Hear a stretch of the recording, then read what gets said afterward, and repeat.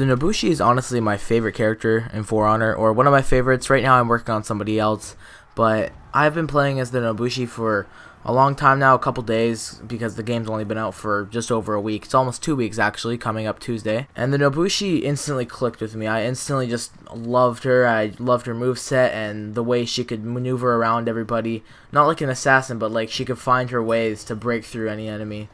She's really long range too. She likes to keep her distance, and I think she's really good for playing Dominion, and she's really good at holding down points. So first I'm going to go over her moveset, and I'm going to tell you what you should do with all of her combos and how you should chain them and stuff like that. So our first combo is the Poke the Nest combo, and it is RB, RB, RB, 3 lights, and you can switch direction, and it has a bleed on the end, which is unblockable. So as long as you get the first 2 hits in, then you'll be good. Actually, if they block the first hit, but you switch guards and they like didn't parry the first one, you can switch guards. If you hit them with the second one, you're definitely gonna get the last. It's a unblockable bleed. It doesn't say that in the main menu, or when you're actually hitting them, but once you actually are getting hit by it, it'll say that it's unblockable. So her next combo is the Hiss and Bite combo, and what it is, it's a light and then a heavy. The heavy isn't very good. I mean, it can be. You can hit them and then do it into a kick, and the kick can catch some people off guard, but kick is very easy to go around, although it can be very useful. I'll talk about that in a little bit. One thing I like doing with this is I like canceling the heavy at the end and trying to go for another light. So if you do that, then you can be very successful, or you can get destroyed. It's very, very different every time. The Death Rattle form is pretty much just 2 heavies. It's alright, I guess. It's kind of like the Hiss and Bite. You can cancel the last one, you can cancel the first one. You can blend it in with a kick, and you can switch guards mid-attack. It's really basic, and it is unlimited, which means that you can do them in an unbroken sequence, but of course unless you get parried or you hit a Conqueror. I don't really have much to say about the Cobra Strike. I like to use it sometimes. It can be good for when you're dodging someone that's a bit far apart from you, enough for you to hit them but for them not to hit you.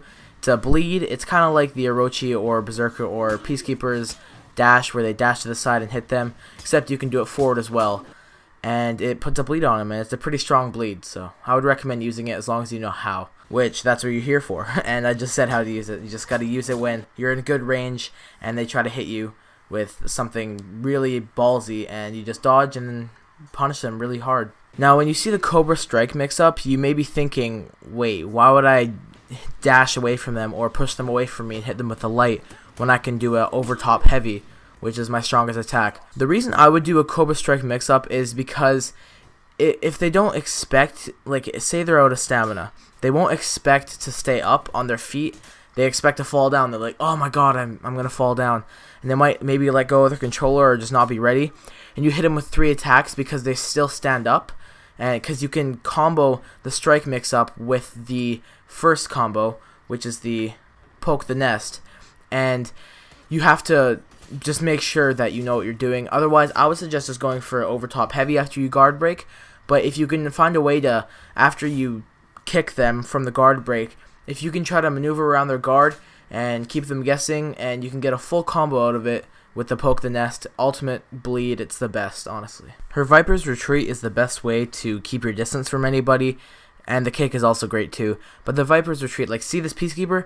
Keep trying to get towards me, like, back off, man. Just keep dashing away from them. Not dashing, just walking backwards and hitting a light will make you do that, and it's great. It's really good for aggressive people who use heavies. Like, I'll show you this clip right now from my previous video when a raider was trying to be too aggressive with me. Being too aggressive. Running? Fucking retard. I hate people that fucking run. I love it when they run. Fucking autograph. Fucking get back, you stupid cunt. Oh no! Yes! He did the input wrong. Oh! He hit the thing too. Come back here. Oh, he juked me. Justin, I saw that. I keep so well that you pushed her off. I know, right? I thought. I got the raider. He's done. And Yeah. one thing I'm gonna say about her kick is that it's very useful to keep distance, but it's very easy to dodge and punish if you're playing against an Orochi, Peacekeeper, or whoever. Honestly, pretty sure anyone is able to dodge and get a light attack in if you try to kick and you miss. But it can be very useful because you can do a mix-up, kick, and do another mix-up and kick and do another mix-up until you run out of stamina, which it wouldn't be too long, but you get a lot of damage done. You can do an insane combo just like this.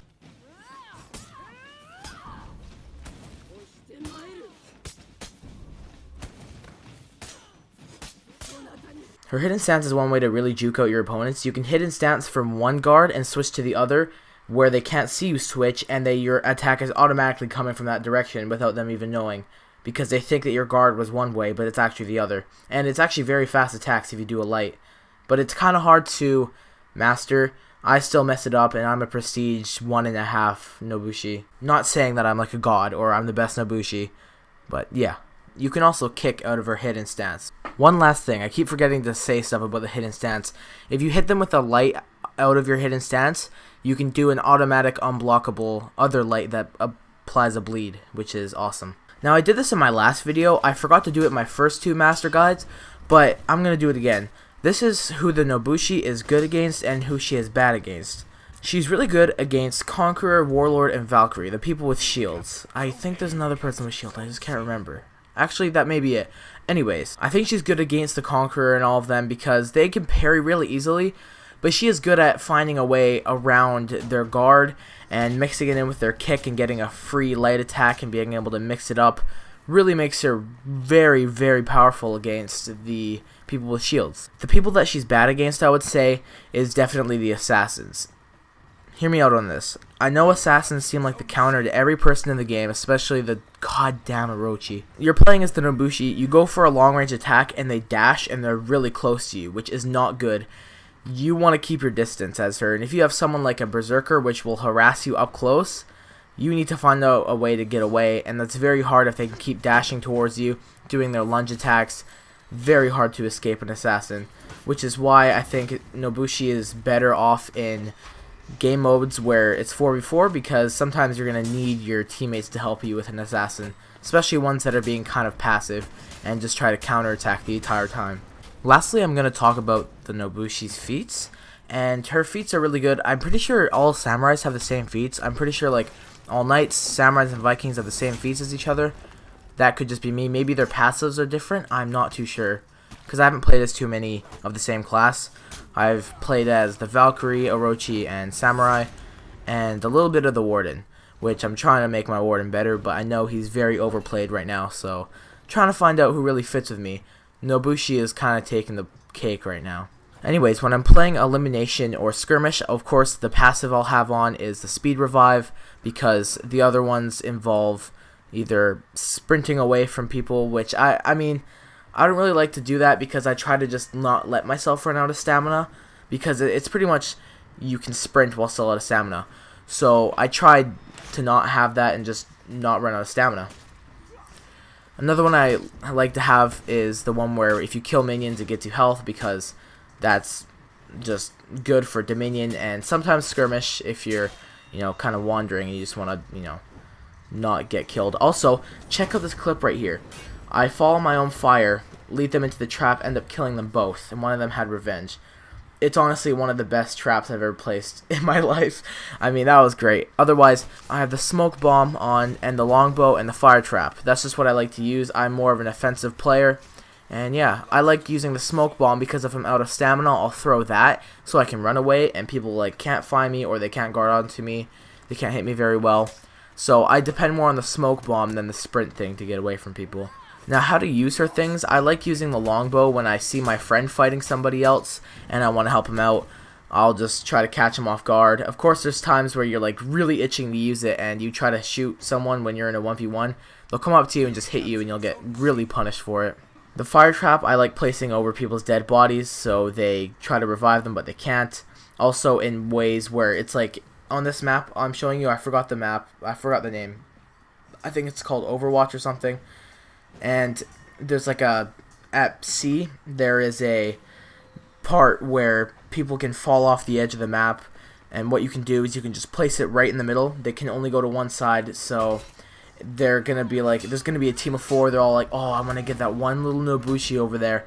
They all go for me, they all burn, as you can see in that clip before, where two guys tried to kill me. One of them had revenge. He was getting cocky. They both ended up dying to my fire trap. A lot of the time, it's pretty good to... I know this. You could risk some health here, but if you stand in your fire trap, you can really bait some people to go in it because they're like, oh, he's gonna get hurt too. And when they go in it, you just dash out and you should recover soon enough. As you can see there, that was a really good use of my arrow and my fire.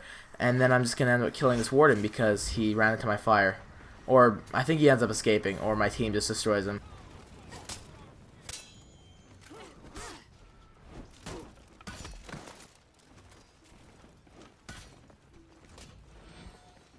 Alright, so that's going to do it for my Nobushi video. Thank you guys so much for watching. Hopefully you use some of these tips. And I'm just going to leave a few more bonus clips in here and the ending to this one game that I had, which was awesome. And yeah, leave a comment on who you want me to do next, subscribe, and check out my other master tips if you want to learn another character. I've done the Berserker, Conqueror, and the Orochi. And I've also uploaded a Funny Moments video the other day, so leave some love on that. And yeah, thanks. Peace.